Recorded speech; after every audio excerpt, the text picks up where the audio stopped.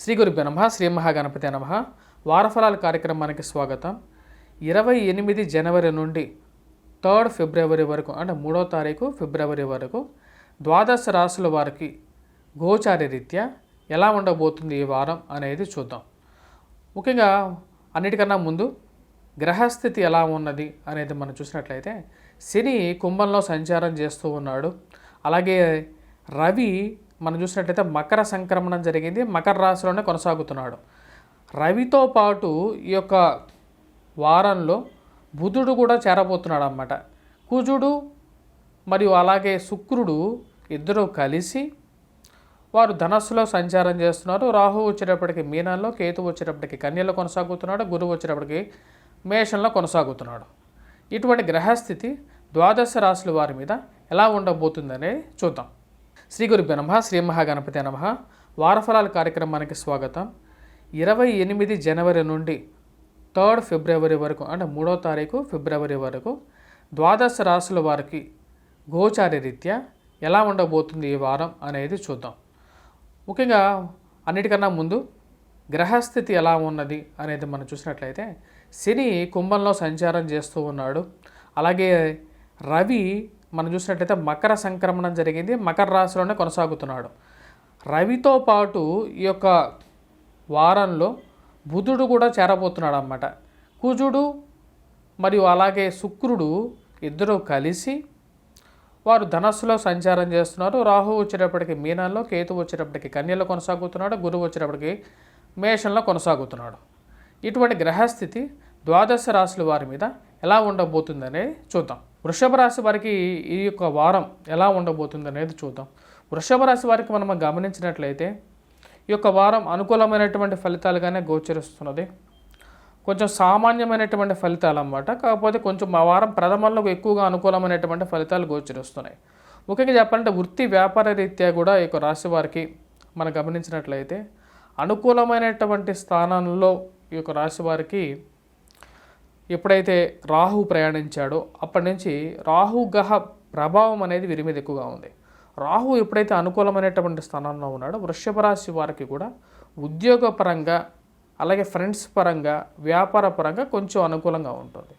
కాకపోతే ఇక రాశి వారికి బాగా గమనించినట్లయితే మనకు రాజ్యస్థానంలో ఉన్నటువంటి శని కొన్ని విషయాల్లో అధికమైనటువంటి ఖర్చును కూడా సూచిస్తున్నాడు. ఎందుకంటే శని యొక్క త్రిపాద దృష్టి వ్యయస్థానం మీద ఉన్నందువలన అధికమైనటువంటి ఖర్చు అనేది వీరిని వెంటాడే విధంగా ఉంటుంది. కాబట్టి తగు జాగ్రత్తలు తీసుకుంటూ ఖర్చు పెట్టేటప్పుడు ముందుకు వెళ్ళాలి.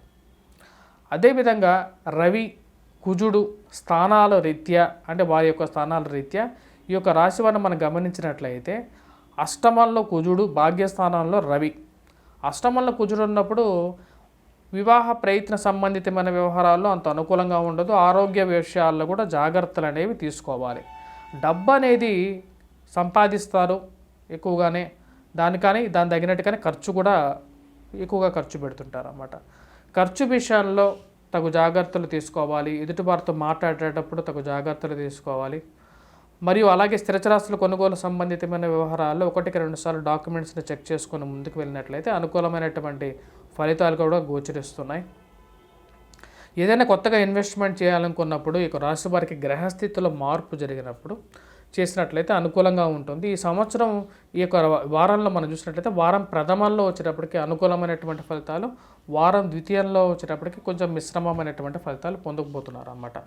విద్యార్థులకు ఎలా ఉండబోతుందో మనం గమనించినట్లయితే విద్యార్థులకు వచ్చేటప్పటికి నూతనంగా వీరు ఏదైనా వ్యాపారం కానీ విద్యార్థులు ఏదైనా కొత్తగా ఎవరైతే కంప్లీట్ చేశారో స్టడీస్ స్టార్ట్ చేయాలనుకుంటున్నారో వారికి వారం ప్రథమంలో అనుకూలంగా ఉంటుంది. వారం ప్రథమంలో కొత్త ఆలోచనలు రావటం అనేది జరుగుతుంది. కానీ ఈ రాశి వారికి వచ్చేటప్పటికి కొంచెం మిశ్రమమైనటువంటి ఫలితాలే గోచరిస్తున్నాయి. దానికి ముఖ్య కారణం వచ్చేటప్పటికి కుజుడు రవి సరైన స్థానంలో లేడు. తద్వారా వచ్చేటప్పటికి వీరికి మిశ్రమమైనటువంటి ఫలితాలే గోచరిస్తున్నాయి. అలాగే వ్యాపార సంబంధితమైన విషయాల్లో కూడా ఈ యొక్క వారం అనేది కొంచెం మిశ్రమంగానే గడిచే విధంగా ఉంటుంది. కొత్తగా వీరికి ఏదైనా బిజినెస్ స్టార్ట్ చేయాలనుకున్నా సరే, లేదంటే ఏదైనా చేయాలనుకున్నా సరే రవి యొక్క స్థానం సరిగా లేదు, కుజుడి యొక్క స్థానం సరిగా లేదు. కాబట్టి తగు జాగ్రత్తలు తీసుకొని ముందుకు వెళ్ళటం అనేది చాలా ముఖ్యమైన సూచన. అలాగే వీటితో పాటు ఎవరైతే రాజకీయ రంగ ప్రముఖులు ఉంటారో నూతనంగా పార్టీలు మారాలనుకున్నా సరే, లేకుండా పదవి గురించి ఎవరైతే ప్రయత్నాలు చేస్తున్నారో వారికి కూడా కష్టపడితే అధికమైనటువంటి కష్టంతో వారికి అనుకున్నటువంటి ఫలితం పొందడం అనేది జరుగుతుందన్నమాట. అలాగే విద్యార్థులు కూడా వచ్చేటప్పటికి ఈ యొక్క వారం కొద్దిగా కష్టపడి చదివినట్లయితే సాధించగలుగుతారు. అంటే ఒక మంచి పొజిషన్లోకి రావటం అనేది జరుగుతుందన్నమాట. అనుకూలమైనటువంటి గ్రహస్థితి కోసం అంటే ముఖ్యంగా వచ్చేటప్పటికి రవి కుజుడు సరిగా లేనందువలన ఆదిత్య హృదయాన్ని సూర్యగ్రహ కవచాన్ని పఠించటం, అలాగే కుజుడు యొక్క అనుగ్రహత కోసం వచ్చేటప్పటికి కుజగ్రహ శ్లోకాన్ని, దాంతోపాటు కుజగ్రహ ఆరాధనతో పాటు సుబ్రహ్మణ్యేశ్వర స్వామి ఆరాధన, కుజగ్రహ కవచాన్ని పఠించినట్లయితే అనుకూలమైనటువంటి ఫలితాలు పొందగలుగుతారు. మా యొక్క ఛానల్ని సబ్స్క్రైబ్ చేయండి. వార ఫలాలు మరియు అలాగే మంత్లీ ఫలాలు, గ్రహ సంచారాలు, గోచార రీత్యా మార్పులు, ధర్మ సందేహాలు వీటన్నిటి గురించి తెలుసుకోవాలి అంటే మా యొక్క ఛానల్ని సబ్స్క్రైబ్ చేయండి, షేర్ చేయండి. మన ఛానల్లో ఎక్స్క్లూజివ్ కంటెంట్ కూడా వస్తుందన్నమాట. నా యొక్క కంటెంట్ మెయిన్గా వస్తూ ఉంటుంది. మీరు సబ్స్క్రైబ్ చేసుకుని 10 మందికి షేర్ చేసినట్లయితే నన్ను సపోర్ట్ చేసినట్టుగా కూడా నేను భావిస్తాను అన్నమాట. స్వస్తి.